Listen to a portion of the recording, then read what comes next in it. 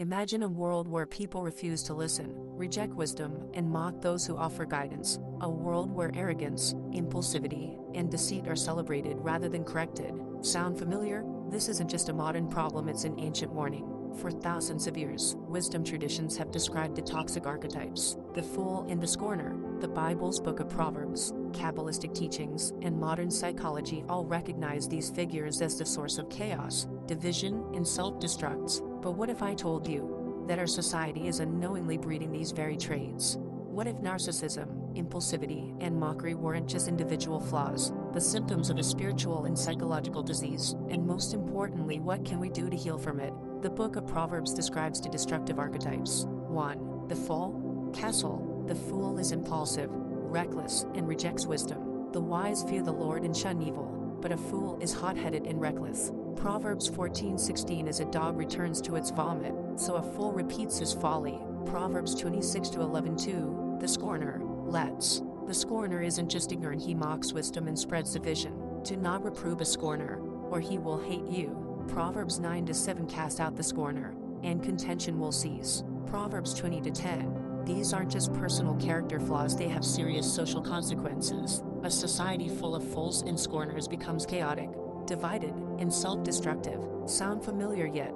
Modern psychology confirms what ancient wisdom warned about. Many traits of the fool and scorner align with narcissism, impulsivity disorders, and antisocial behavior. The fool trusts in his own mind, Proverbs 28:26. Just like people who refuse to accept new perspectives, the fool's rash behavior mirrors poor impulse control, leading to risky decisions and societal instability. The scorner's verbal aggression aligns with the gaslighting and manipulation found in narcissistic personalities. Studies show that social media, consumerism, and the obsession with self-image have created a culture that rewards these traits. In the narcissism epidemic, researchers Jean Twenge and W. Keith Campbell argue that modern culture fosters self-obsession, discourages self-correction, and thrives on division. So, if you feel like society is spiraling into chaos, it's not your imagination. We are seeing the rise of the fool and the scorner in real time. Kabbalah takes it even deeper. It teaches that the human soul is meant to be a channel for divine wisdom, Shefa, but the fool and scorner,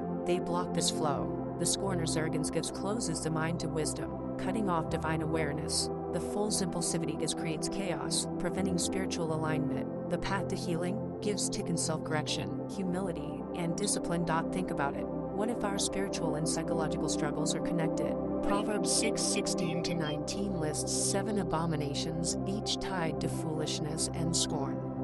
1. Arrogance, overconfidence, and superiority complexes. 2. Lying, manipulative speech, misinformation.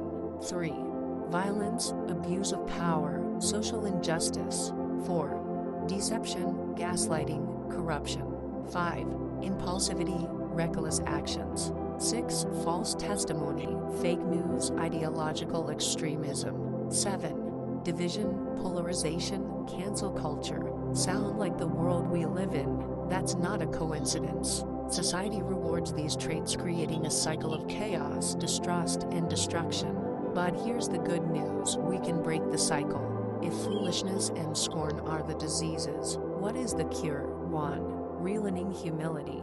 The fool rejects correction, we must embrace learning. Proverbs 1-7 teaches that true wisdom begins with reverence.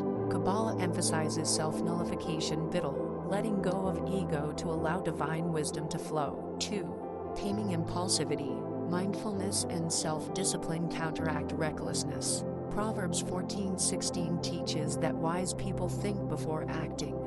Studies show that delayed gratification leads to long-term success. 3. Restoring honest speech. The scorner thrives on mockery and deception. We must value truth and constructive dialogue. Proverbs 15:2 The tongue of the wise adorns knowledge, but the mouth of the fool gushes folly. 4. Fostering genuine community. Wisdom fosters trust and cooperation. Zechariah 8:19 Love, truth, and peace. Psychology confirms that social bonds reduce toxic behavior. We are at a crossroads. The Bible, psychology, and Kabbalah all warn us. Arrogance, impulsivity, and mockery lead to self-destruction. Yet today, these toxic traits are celebrated. The fool and the scorner are alive in our politics, social media, and daily interactions. But wisdom offers another path. We can choose humility over pride, wisdom over recklessness, truth over manipulation. But here's the question: will we listen?